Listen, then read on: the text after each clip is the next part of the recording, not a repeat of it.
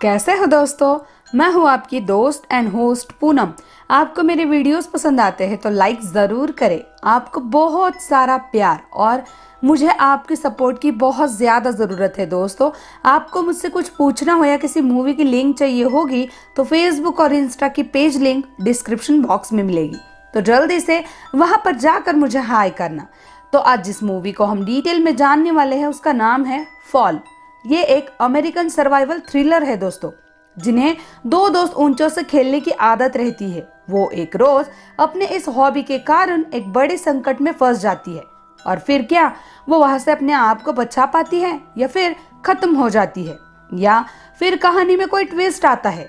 यही लगभग 100 मिनट के इस कहानी में हमें दिखाया गया है। एडवेंचरस एक्टिविटीज को पसंद करने वाले व्यूअर्स इस वीडियो को एंड तक जरूर देखें। इसी उम्मीद के साथ चलिए शुरू करते हैं इसका डिटेल एक्सप्लेन।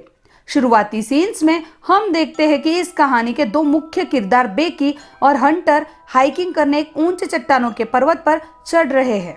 बेकी का लाइफ पार्टनर डैन भी इस एक्टिविटी में उनके साथ था।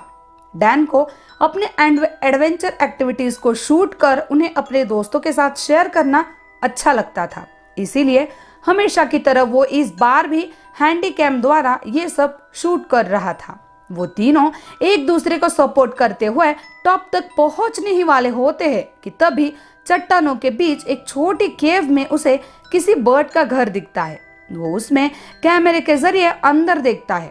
उसी समय अंदर से एक बर्ड डर कर बाहर आकर जोर से हवा में उड़ जाता है। इस वजह से चौंक कर डैन का बैलेंस खो जाता है और वो पीछे की ओर गिर जाता है। उसके हांस के वजह से वो अटक तो जाता है, पर समय पर वापस सीधे अपने पोजीशन में न आने के कारण उसका सपोर्ट भारी वजन के कारण टूट जाता है और वो बेकी को देखते हुए घने खाई में गिरकर खत्म हो जाता है। इस बात का सदमा लेकर बेकी लगभग 1 साल तक जैसे तैसे जी रही होती है। वो पूरी तरह टूटकर शराब के नशे में अपनी लाइफ बर्बाद कर देती है। वो बार बार डैन के बंद पड़े नंबर पर कॉल करने की नाकाम कोशिश भी करती है। उसके डैडी जेम्स उसकी हेल्प करना चाहते तो है, पर बेकी उनकी हर बात को टालती थी। उसे लगता था इन्हें मेरे फीलिंग्स की कदर ही नहीं है, और वैसे भी ये मुझे उससे शादी करने के खिलाफ भी तो थे। ये क्या मेरा दर्द समझेंगे। एक रोज डिप्रेशन में आकर वो अपने आप को हेवी गोलियों के डोसेस लेकर खत्म करने की कोशिश भी करती है। तब उसके डैडी उसके दोस्त हंटर से कांटेक्ट करके उसे वहां बुला लेते हैं। उन्हें ये विश्वास होता है कि हंटर ही वो एक इंसान है जो मेरी बेटी के लाइफ में अब वापस से उजाला लौटा सकती है। हंटर एक जिंदा दिल टाइप की इंसान थी। डैन के जाने का सदमा उसे भी लगा था, पर वक्त के साथ वो संभल गई। हंटर अब एक सोशल मीडिया स्टार है और वो अपने सोशल चैनल्स पे अपने कारनामों के एडवेंचर वीडियोस या फोटोज हमेशा शेयर कर रही होती है। बेकी के घर आकर वो उसे बताती है कि मैं यहाँ एक एडवेंचर करने आई हूँ। शहर के बाहर एक बंद पड़े टेलीफोन टावर पे हाइकिंग करने और उसका वीडियो अपने सोशल अकाउंट्स पे शेयर करने का इरादा रखकर वो कल सुबह वहां के लिए निकलेंगी। वो अपने साथ बेकी को चलने का फोर्स करती है, जिस पर बेकी शुरुआत में तो मना करती है, पर बाद में वो डैन की एशेस को देखकर अपना हौसला जुटा लेती है। वो ठान लेती है कि ऊंचाई पे जाकर वहां से वो ये एशेस हवा में फेंक कर डैन के आत्मा को शांति देगी। दूसरे दिन वो अपने रास्ते निकल जाते हैं। रास्ते में वो दोनों काफी बातें करती है। पुरानी फोटोज देखते समय एक बार बेकी हंटर से पूछती है कि तुम्हें एक फोटो में किसने पकड़ा है। ये तो एक आदमी का हाथ है और तुम्हारा कोई बॉयफ्रेंड भी नहीं है। तब हंटर शॉक होकर मुझे याद नहीं आ रहा ये कहकर बात को टाल देती है। बेकी को उसके डैडी के कॉल भी आते रहते हैं, पर वो उन्हें अनदेखा करती है। हंटर अपने चैनल के लिए समय समय पर हर अपडेट को शेयर कर उसे ट्रेंडिंग में रखती है। उसके करीब 60K व्यूवर्स भी इस हाइकिंग एक्टिविटी को लेकर बहुत ही एक्साइटेड रहते हैं और चैनल से हमेशा कनेक्टेड रहते हैं। पहला दिन का सफर खत्म करके वो एक मोटेल पे स्टे करती है। वहां डिनर करते वक्त वो दोनों अपने पुराने समय की यादों को ताज़ा करती है। वो दोनों ड्रिंक्स भी पीते हैं। डैन की यादों में वो रो भी पड़ती है। उनके रूम से उस टावर को भी देखा जा सकता है जहां वो जाने वाले थे। उसे देखते देखते बेकी सो जाती है। उस रात बेकी को एक डरावना सपना आता है कि वो ऊंचाई पर फंस गई है और फिर डर के उसकी नींद खुलती है। फिर वो अपने आप को बेड में पाती है और देखती है कि हंटर रेडी हो रही है। फिर वो दोनों रेडी होकर अपने सफर पर निकलती है। रास्ते में एक दिन में वो दोनों अपना वीडियो रिकॉर्डिंग करने में इस कदर बिजी हो जाती है कि रास्ते के मोड़ से आने वाले ट्रक से एक्सीडेंट होते होते वो बाल बाल बचती है। इस घटना का हंटर पर ज्यादा असर नहीं होता और वो एक अनप्लान्ड सुपर एडवेंचरस वीडियो मिलने से खुश हो जाती है। फिर वो अपने डेस्टिनेशन आ जाती है। अपनी कार को पार्क कर वो वहां के रेगिस्तान का नजारे लाइव के जरिए व्यूवर्स से शेयर भी करती है। वो टॉवर कई सालों से बंद पड़ा होने के कारण वहां कोई नहीं होता है। इसका गेट भी खुला होता है। अंदर जाते ही उन्हें कुछ ईगल्स एक प्राणी को खाते हुए दिखते हैं। वो प्राणी जिंदा तो होता है पर उसमें ताकत बिल्कुल भी नहीं होती है। हंटर इसका शूट करके अपने चैनल पे डाल देती है और साथ में कैप्शन देती है कि अगर दुनिया में जीने के लिए तुम स्ट्रांग नहीं हो, तुम्हें इसी तरह मरना होगा। उसके बाद वो दोनों उस 2000 फीट पुराने बंद टॉवर पर चढ़ने लगती है। वो अपने आप को हार्नेस से बांध लेती है। फिर हंटर के पीछे पीछे बेकी उस पर चढ़ने लगती है। वहां की सीढ़ियां काफी जंग लगी होती है, कमजोर होती है। बेकी एक सीढ़ी पर खड़े होते ही वो टूट जाती है। तब वो हंटर को फिर एक बार इस एक्टिविटी के बारे में वार्न करती है। पर जिंदा दिल हंटर कुछ नहीं होगा, ये हमारे बाएं हाथ का खेल है। जो डर गया समझो मर गया, ऐसे जताकर उसे अपने पीछे आने को बोलती है। टॉवर के अंदर वाले स्टेप से वो कुछ 18,000 फीट पर पहुंच जाती है। हंटर वहां बेकी से पूछती है कि क्या तुमने कभी आईफेल टॉवर नीचे से देखा है। दरअसल वहां से नीचे का नजारा दिल दहला देने वाला होता है। वो दोनों फिर अपने पुराने दिन याद करते हैं। बेकी भी अपना कॉन्फिडेंस अच्छे से गेन कर लेती है। आखिरी के 200 फीट हाइट उनको टॉवर के बाहर वाली सीढ़ी से तय करना होता है, जो एक रिस्की अफेयर होता है। ऊपर जाकर बेकी एक समय सोच में पड़ जाती है, पर हंटर के बदन में शायद ही कोई आत्मा घुस गई हो। वो बिना रुके आगे के लिए निकल गई थी और बेकी को आवाज दे रही थी। बेकी को डराने के लिए वो बीच बीच में चिल्लाती थी या फिर सीढ़ी को जोर से हिलाती थी, जिस वजह से वो सीढ़ी और कमजोर होती गई और उसके नट बोल्ट्स फिसल कर गिरते गए। पर इस बात का पता उन्हें नहीं लगता। वो टॉवर के ऊपर लगे एक बड़े छतरी जैसे गोल सिग्नल रिसेप्टर के ऊपर चढ़ने की कोशिश करने लगते हैं, जो एक बदन पे रोंगटे खड़ा कर देने वाला सीन होता है। एक तरफ हंटर वहां काफी तेजी और बहादुरी से पहुंच जाती है, वहीं दूसरी तरफ बेकी की तो हालत खराब हो जाती है। आखिर में हंटर के सपोर्ट से वो ये टास्क पूरा भी कर लेती है। फिर जैसे तैसे वो उस टॉवर के आखिरी पॉइंट तक पहुंच ही जाते हैं। वहां जाकर हंटर के खुशी का कोई ठिकाना नहीं रहता। वो जोर जोर से चिल्लाकर अपने सेल्फीज और वीडियो शूट करने लगती है। अपने ड्रोन कैमरा के जरिए वो पूरा 360 डिग्री व्यू भी रिकॉर्ड कर लेती है। उन्होंने ऐसी हाइकिंग इसके पहले कभी नहीं की थी, जिस वजह से वो दोनों कुछ ज्यादा ही एक्साइट भी थी। अपने व्यूवर्स के लिए वो एक एडवेंचर भी करती है, जिसमें वो टॉवर के ऊपर वाले पॉइंट से कोई सपोर्ट के सिवाय लटकती है और फोटोज लेने लगती है। वो अपना एक हाथ छोड़कर भी लटकने का जानलेवा स्टंट करती है। इसके बाद ऊपर आकर वो बेकी को भी ये करने के लिए कहती है।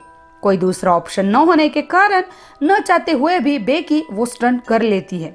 एक बार तो वो तेज हवा को वजह से गिरने ही वाली होती है, पर समय रहते हंटर उसका हाथ पकड़कर उसे ऊपर खींच लेती है। फिर क्या था, उन दोनों का सारा डर खत्म हो चुका था। फिर वो डैन की एशेस को हवा में बिखेर देती है। ये सीन थोड़ा इमोशनल होता है। इस वक्त हंटर भी काफी रोती है।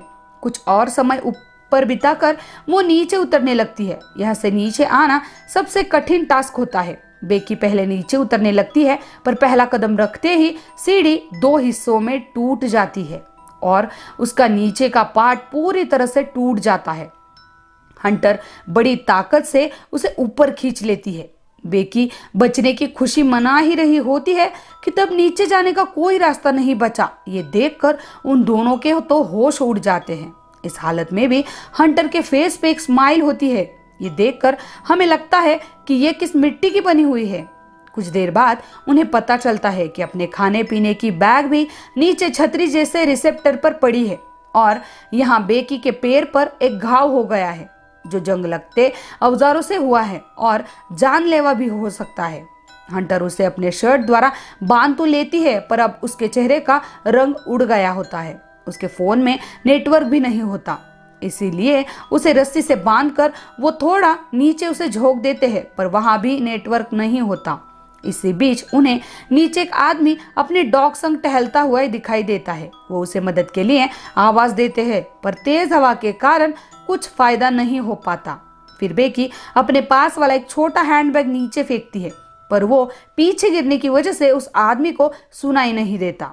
फिर हंटर अपने फोन पर मैसेज टाइप कर उसका नेटवर्क ऑन कर उसे जूते में अच्छे से पैक करके नीचे फेंकती है, पर नीचे जाकर फोन टूट जाता है और वो आदमी भी अपने डॉग संग वहां से निकल जाता है। वो दोनों हताश होकर ऊपर बैठ जाते हैं। इसी बीच बेकी को हंटर के पैरों पर 143 लिखा टैटू दिखता है। बेकी को याद आता है कि डैन हमेशा 143 कहता था। उनके पास एक रोशनी करने वाली फायर गन भी होती है, पर दिन में उसका कोई यूज नहीं होता। अपने बाइनोकुलर्स को वो देखते ही कुछ दूरी पर एक कैंपर वन होती है जिसमें लोगों की मूवमेंट उन्हें दिखती है और इनके जान में जान आती है। रात में फायर गन से हम इसका ध्यान बटा लेंगे। बाइनोकुलर्स द्वारा वो वहाँ खाना भी देखते हैं और उनके मुंह में पानी भी आ जाता है। यहाँ बेकी बेटे बेटे फोन में एक वीडियो देखती है जिसमें डैन और वो डांस कर रहे थे। उसी समय वो देखकर हंटर रो रही होती है। फिर बेकी हंटर से पूछती है कि तुमने ये वीडियो बनाना किस वजह से स्टार्ट किया। तब वो एकदम डैन को वजह से बोलकर उसे बता देती है कि फिर हंटर ये कन्फेस करती है कि उसका और डैन का अफेयर था, पर तुमसे शादी होने के बाद हम दोनों ने अकेले में मिलना बंद किया था। डैन के गुजर जाने के बाद मैं भी काफ़ी डिप्रेस हो गई थी। तब उसकी ही तरह सोच रखकर मैंने मेरा सोशल अकाउंट ओपन किया और आज वो अपने ज़िंदगी में यहाँ है। इसके बाद बहुत देर तक वो दोनों बातें किए बिना बैठे रहते हैं, पर वो एक दूसरे से शिकवा भी नहीं रख पाएंगे क्योंकि एक तो वो अब जीने मरने की हालत में है और दूसरी ओर डैन अब इस दुनिया में नहीं है। फिर अंधेरा होने के बाद वो अपने पास वाली शॉटगन से फायर करते हैं। उसकी रोशनी उस कैंपर वन के लोग नोटिस करते हैं और टॉवर के पास आने लगते हैं। इस बात से इन दोनों में उम्मीद तो जगती है, पर वो वैन वाले लोग उनकी ही नीचे पार्क की गई कार को चुरा कर वहां से भाग जाते हैं। ये दोनों की ये आखिरी उम्मीद भी ढेर हो जाती है और वो समझ जाते हैं कि वो लोग हमारे बारे में किसी को नहीं बताएंगे। उस घने रेगिस्तान में टूटे टॉवर पर वो वैसे ही बैठे रहते हैं। ज्यादा जगह न होने के कारण वो ठीक से लेट भी नहीं पाते और ना ही सो पा रहे होते हैं। ये दृश्य काफी तकलीफ देने वाला होता है दोस्तों। इसके बाद जीने के लिए कुछ खाना तो होगा, ये सोचकर हंटर हार्नेस के साथ लटक कर उस नीचे रिसेप्टर के पास जाती है। काफी कोशिशों के बाद भी वो वहां नहीं जा पाती। फिर वो हार्नेस को खोलकर रिसेप्टर पर कूद जाती है और किसी तरह वहां बैलेंस करके खाने के बैग तक पहुंच ही जाती है। फिर वो बैग को सेल्फी स्टिक के जरिए रोप वे पे देती है। फिर वो खुद रोप पर जंप करती है, पर वो रोप टूट जाती है। यहाँ बेकी को ये देखकर लगता है कि हंटर मारी गई, पर नीचे झांकने पर उसे वो लटकी हुई दिखती है। फिर बेकी जैसे तैसे उसे ऊपर खींच लेती है। थोड़ा सा खा पी कर वो बैग से एक ड्रोन कैमरा को निकालते हैं और उस जरिए मोटेल में मैसेज भेजने की कोशिश करते हैं, पर लो बैटरी की वजह से बात बन नहीं पाती। फिर वो मायूस ऐसे ही बैठती है। तब उन्हें याद आता है कि टॉवर पर प्लेन के लिए रात में रेड लाइट जलती है, मतलब उसमें पावर है, उसके जरिए हम बैटरी चार्ज कर सकते हैं। फिर कड़ी धूप में बेकी उस लाइट तक इंजर्ड होने के बावजूद पहुंचती है। पहले तो उस पॉइंट में बिजली नहीं होती, फिर वो अपने वेडिंग रिंग के द्वारा पावर सप्लाई लाकर बैटरी चार्ज करवाती है। दूसरी ओर एक ईगल उस पर हमला कर रहा होता है। फिर भी बड़ी बहादुरी से बेकी बैटरी पूरी चार्ज कर नीचे आकर ड्रोन में फिक्स करती है। फिर वो उसे मोटेल की तरफ मैसेज के साथ उड़ा देती है, पर रास्ते में एक ट्रक से टकराकर वो ड्रोन टूट जाता है और इनके बचने की उम्मीद और धुंधली हो जाती है। फिर जीने के लिए कुछ खाना तो होगा, ऐसे में बेकी अपने घाव को खोल देती है। कुछ देर बाद वह एक ईगल आके उसे खाने लगता है। फिर बेकी उस पर झपट पड़ती है और जिंदा रहने के लिए उसे खा जाती है। अब उसके पास बचने का एक ही रास्ता था और वो उसे फॉलो करती है। यहाँ पे एक ट्विस्ट है दोस्तों। दरअसल हंटर कुछ वक्त पहले ही मर गई होती है, पर बेकी इस बात को मानती नहीं, क्योंकि हंटर के प्रेजेंस से वो कमजोर नहीं पड़ती। पर आखिर में उसे सच को स्वीकार करना पड़ता है और वो नीचे रिसेप्टर पर कूद जाती है जहां हंटर की लाश गिरी होती है। वहां जाकर वो उसके जूते में अपने फोन को रखकर उसे हंटर के पेट से बांधती है और फोन में अपने डैडी जेम्स को मैसेज करती है। फिर हंटर के बॉडी को वहां से धक्का दे देती है। अब ये फोन नीचे जाकर सिग्नल पकड़ ले और अपने डैडी को किसी तरह मैसेज पहुंच जाए, ये वो प्रे करती है। उसके पास भी समय कम होता है क्योंकि वो रिसेप्टर भी टूटने के पॉइंट पे होता है। यहाँ हम देखते हैं कि कुछ हफ्तों पहले जो इंसान अपनी जिंदगी खत्म करने की सोच रहा था, वो आज जीने के लिए कितना तड़प रहा है। इसके बाद जेम्स को बेकी का मैसेज मिलता है। वो भी उसको लेकर काफी फिक्र में होते हैं। वो तुरंत 911 पर कॉल करके मदद अरेंज करते हैं और खुद भी वहां जाते हैं। शुरुआत में वहां पे हंटर के बॉडी को देखकर वो टूट जाते हैं, पर बाद में बेकी उनको पीछे से आवाज देती है। वो सुन के उनकी जान में जान आती है। फिर वो दोनों गले मिलते हैं और बेकी अपने पिताजी से माफी मांगती है कि मैं कैसे गलत थी, आप मेरी हमेशा से केयर ही करते आ रहे हैं, आपको समझ नहीं पाई। इसी नोट पर इस कहानी का अंत होता है। दोस्तों, ये कहानी एकदम हटके है। आपको इसे यहाँ सुनने शायद वो फीलिंग ना आए जो आपको रियल में मूवी देखकर आएगी। अगर आपको टाइम मिले तो इस मूवी को अपने वॉच लिस्ट में जरूर ऐड करें। तो चलिए अब लेती हूँ आपसे विदा। ऐसे ही बेहतरीन मूवीज की डिटेल एक्सप्लेन हमेशा देखने के लिए मेरे चैनल को सब्सक्राइब करना ना भूले और हाँ, बाजू के बेल आइकन के बटन को भी दबाना ना भूलें।